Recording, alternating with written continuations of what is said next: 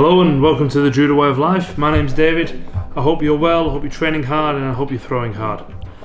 Today we're doing a follow-up to the honest review that I did for the coaching program I made for the Judo Fanatics.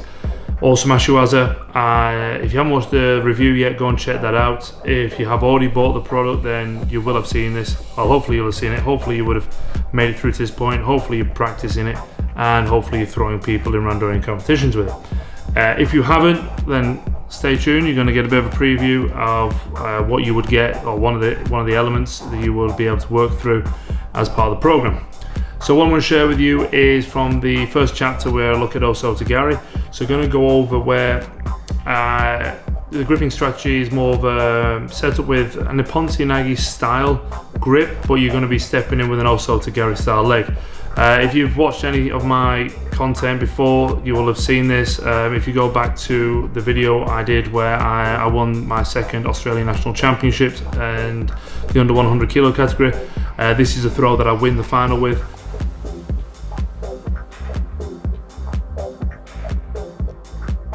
So the video I'm going to show you today is actually if that goes wrong and they step off that throw. So if they see it coming, or they're able to get that outside leg out of the way, what are you going to do next? Are you just going to stop and give up? Absolutely not. You're going to try and double down and keep throwing. So plan B is going to be a Drop Seoi Nage. I really like Drop Seoi Nage. This comes from my days as an 81 kilo fighter. I used to like dropping under people, being quite a bit taller than most of the people I was fighting at that point. I'm 6'2", 188 centimeters, and the players I was fighting 81s were a bit short, a bit stocky, and if I was able to drop underneath them, I would get them sort of the element of surprise. And I've continued that. I really love dropping down underneath people for the Drop Seoi. My knees are fine, if anyone decides to make any comments about that. I think there are ways of doing Drop Seoi Nage that make it a lot safer. I think it does have a little bit of a bad rep in terms of people's knees. But you just don't actually drop onto your knees. There's a bit of nuance and finesse involved in it. Don't take the name so literally. So I'm going to go through that with you. It's a little bit different. I've not shared anything like this. I've shared the earlier bit, but then not the sort of full one.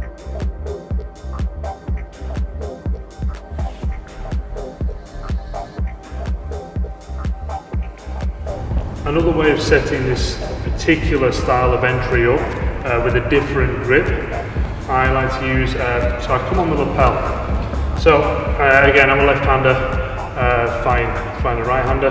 However, I often like to come out and take hold on the lapel and look to play around with the sleeve.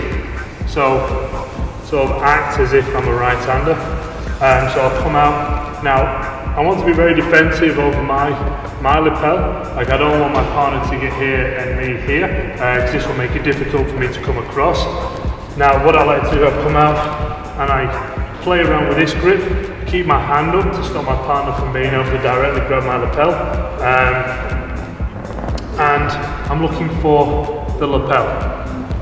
Then from here, play around with this, push my partner's grip out of the way. As I do that, I lift the lapel here, and then I'm able to step in. So here, as I do this, I bring my arm through. Now ideally what I'm looking to try and achieve is getting my partner's lapel over his shoulder so I can take it as I come through here, and then I'm able to step around and finish at the Osoto off in the same way. So, on the grip here, got the position. I don't mind if he gets my sleeve here. I'm more than happy with this. And then I'm looking to step here, round, and finish the throw off. Controlling the position of the grip here. As I step, if I'm not able to get this, I'm still trying to get something. Even if I don't want to get hold of the back of the gi here, I like to take hold, so I'm able to pull my opponent's shoulder down here. This loads the weight into their left leg. So as I'm coming through, again, I plant, step round, and finish the throw off. When I finish, I just pull down to the ground with the grip here, and I lift my leg up at the same time.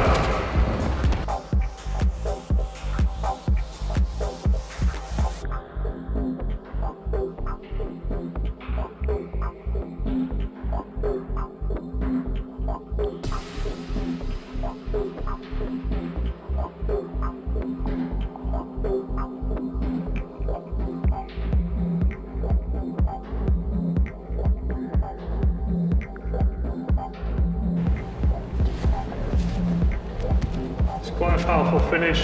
So like I say, as my leg comes up, I'm just dragging my partner's shoulder down to the ground to just add as much power as possible to the finish of the throw.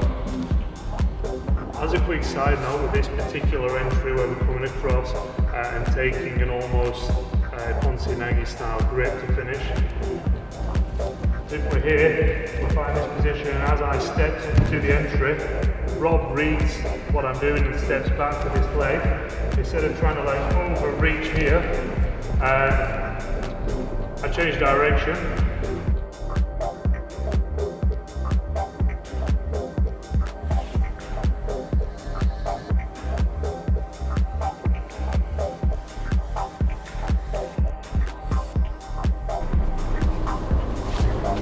And I drop straight in for the Drop Ippon Seoi Nage. So as I come here, I just drop down, I brought Rob right over the top of my head, so it's very easy for me here to drop down. I turn right through so my back ends up on top of Rob.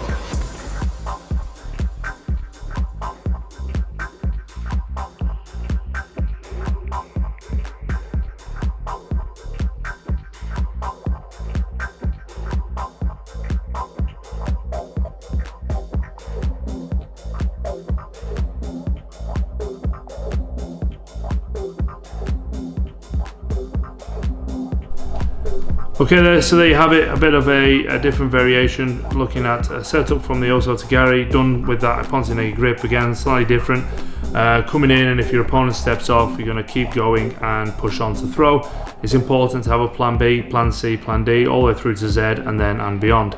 You know, pick a different alphabet and carry on. And if you don't have follow-up attacks, I really suggest looking at how you can incorporate those into your judo.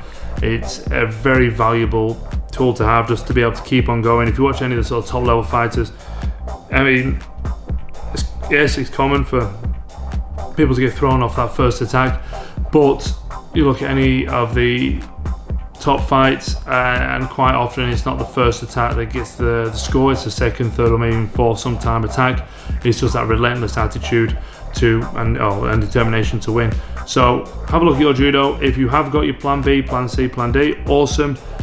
Make sure you practice them always in randori. That's how you translate that to competition. You're not just going to be able to magically do it in a competition unless you're practicing it in training and in randori. So, oh well, that's not true. I'll take that back. There are occasional moments of brilliance, but the moments of brilliance I think only can occur because of the training that's been done in your dojo. So yeah, give it a go, play around with it, let me know what you think in the comments below. If you think it's amazing, cool. If you think it's absolute garbage, cool, let me know. I'm happy to learn as well.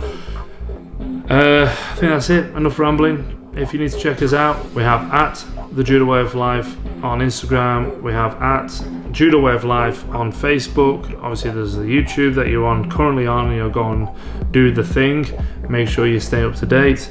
What else do we have? We have the website, thejudowayoflife.com. Go on there, check out the amazing free library that is available on there with all the Gokyo, the 40 throws of the Gokyo. So great revision tool, great learning tool. Go and check it out.